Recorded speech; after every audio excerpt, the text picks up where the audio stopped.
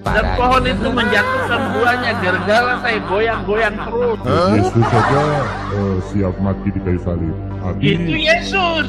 Berarti Sudah cukup Yesus itu menggantikan saya di kayu salib. Assalamualaikum warahmatullahi wabarakatuh. Jumpa kembali bersama kami Tama. Semoga sahabat Tama selalu dilancarkan dari segala urusan. Amin ya robbal alamin. Di video ini Pendeta Saifuddin Ibrahim diskusi dengan Pak Sudrun seputar pemurtadan dengan cara khotbah. Pendeta Saifuddin ternyata ahli goyang-menggoyang luar biasa. Diskusi tidak berlangsung lama karena Pendeta Saifuddin tersinggung berat untuk menjawab mengenai perjanjian baru. Akhirnya Pak Sudrun dikeluarkan dari room diskusi dengan kata akhir otakmu miring. Baik sahabat, mari kita simak video selengkapnya. Kami mohon sahabat menyimak sampai selesai dan jangan di skip. Bila berkenan berikan komentar yang membangun. Selamat menyaksikan. Selamat siang. Selamat pagi, selamat Saifuddin malam. Ibrahim. Ya.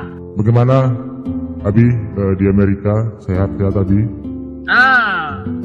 Haleluya. Puji Tuhan. Abi mau nanya ini Abi, boleh nggak Abi? Boleh. Dengan cara-cara Abi menginjil dan menyinggung keyakinan agama lain, itu kira-kira menurut Abi apakah ini sudah efektif ya, dan apakah bisa berhasil memurtadkan orang Islam gitu? Ya. Ya kan Abi kan kalau memberitakan firman Tuhan itu, yang pertama kan ketika mulai lab Abi berdoa. Setelah berdoa, Abi baca Bible, ya, memberitakan kebaikan-kebaikan Yesus, gitu kan. Nah, di tengah videonya, malah si Abi di sini menjelekkan keyakinan agama lain, gitu loh. Setelah menjelekkan keyakinan agama lain, terus Abi tutup dengan doa. Sementara ini kan banyak yang nonton, gitu loh. Ini kira-kira menurut Abi ini sudah cukup efektif atau gimana gitu loh untuk memurtadkan orang Islam? Ya. Ya. Mungkin Bapak Sudrun itu bisa melihat hasilnya gitu, ataupun mendengar hasilnya. Ada nggak orang yang masuk Kristen karena buku-buku saya, khutbah-khutbah saya? Karena bukan live ini saja yang saya lakukan, tetapi saya khutbah. Pak Udin, yang ditanya Pak Sudrun, khotbah dengan cara yang Pak Udin lakukan efektif enggak?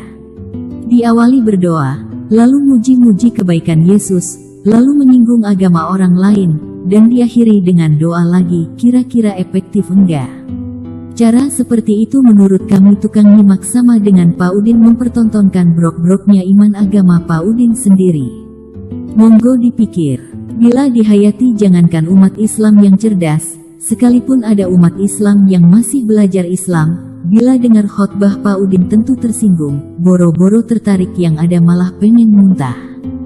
Kami tunjukkan satu bukti, dari hasil khotbah Pak Udin. Boro-boro orang lain, bahkan anak-anak dan menantu, juga cucu-cucu, adik-adik, kakak-kakak, keponakan, dan keluarga Pak Udin, satu saja yang tertarik dengan khotbah Pak Udin lalu mereka masuk Kristen, sama sekali tidak ada. Apalagi orang lain, yang ada justru dengan khotbah Pak Udin jadi banyak mualaf. Matap teruskan Pak berkhotbah. Saya kalau ke Nias, itu tiap saya ke Nias itu bisa 15 orang baptis lagi setelah pindah keyakinan ke sana, dari Kristen masuk agama sono, dan tahu saya balik ke Nias, mereka datang dan saya baptis di Nias. Itu baru satu cerita. Belum lagi buku yang saya tulis ya, buku yang saya tulis itu, mana buku yang saya tulis itu? Ini parah nih.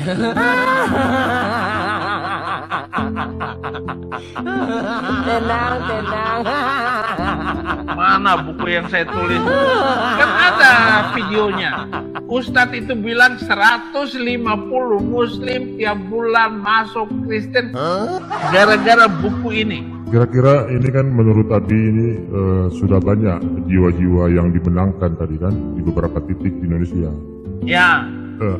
Dan terus gimana kelanjutan mereka, Abi? Kan Abi ini kan sudah di luar negeri gitu kan, ditinggalkan di luar negeri. Ya jangan tugas saya ibarat melulu domba bagi-bagi kehilangan. tugas, Pak Sudrun bagi-bagi tugas. Masa saya terus? Jadi tugas saya ini seperti begini, saya ini sedang menggoncang pohon besar. Ini Dan parah. pohon itu menjatuhkan buahnya gara-gara saya goyang-goyang terus, goyang-goyang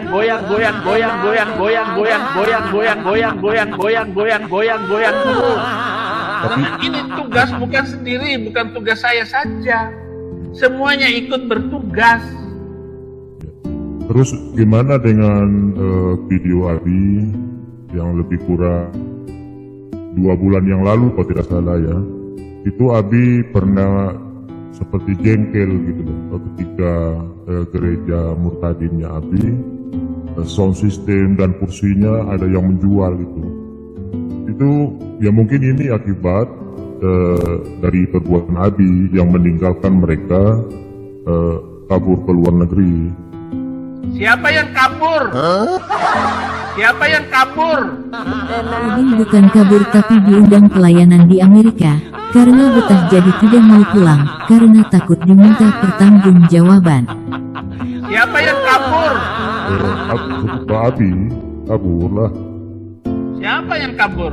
Saya melayani di Amerika karena undangan gereja di Amerika. Saya tiba tanggal 3, kemudian tanggal 4 saya khutbah, dan itu langsung viral. Saya pelayanan, bukan kabur. Oke lah kalau Abi tidak mau dikatakan kabur, ya kalau memang Abi ini betul-betul ingin memberitakan firman Tuhan, Abi harus lebih hebat dari Pak C dong. Pak C aja sudah berani mikul salib 6 tahun gitu kan. Nah kalau menurut Abi sekiranya tidak ada yang salah di situ, kenapa Abi nggak berani pulang ke Indonesia? Supaya... Ngapain pulang? Alkitab berbicara kalau di depan itu ada bahaya, jangan datang ke situ. Berarti Abi tidak berani mikul salib dong, dan tidak tidak memperhatikan. Ini salibnya ada, sudah ada di leher saya. Pikul salib macam apa? Jangan men-framing saya ya. Jangan main framing. Yesus saja siap mati di kayu salib. Itu Yesus. Berarti... Sudah cukup Yesus itu menggantikan saya di kayu salib. Tapi Abi masa tidak melihat perjuangan seperti Pak Kacce gitu kan? Pak Kacce aja tidak berani, tidak kabur ke luar negeri. Pak Kacce siap mikul salib 6 tahun. Dia Abi sempat kabur ke luar negeri. enggak, Pak Kacce. Dia nggak sempat kabur ke negeri, dia sudah ditangkap. Kamu tahu nggak firman Tuhan? Yesus bilang begini, kalau kamu dianiaya di satu kota, pindah ke kota lain. Pernah dengar nggak ayat itu? Di ayat berapa itu, Abi? Baca sendiri kalau kamu orang Kristen. Saya ini kan kalau baca itu suka baca yang perjanjian lama, Abi. Soalnya kalau perjanjian lama ini kan banyak firman Tuhan, kan narasinya beginilah firman Tuhan bla bla bla bla, beginilah firman Tuhan bla bla bla. Artinya di perjanjian lama ini lebih banyak firman Tuhan.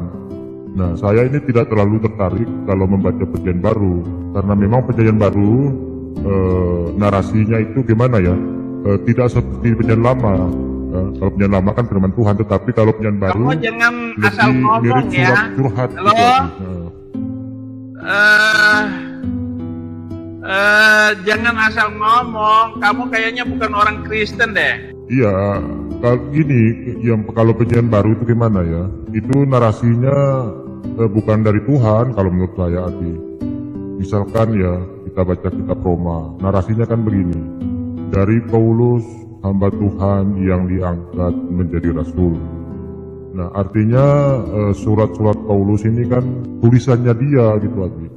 Bagaimana itu bisa dikatakan firman Tuhan? Berbeda dengan perjanjian lama. Kamu benar-benar sudrun, oleh karena itu kamu keluar dari sini karena kamu miring. Baik sahabat, sampai di sini dulu, semoga bisa jumpa kembali di video selanjutnya. Sekian dan terima kasih. Assalamualaikum warahmatullahi wabarakatuh.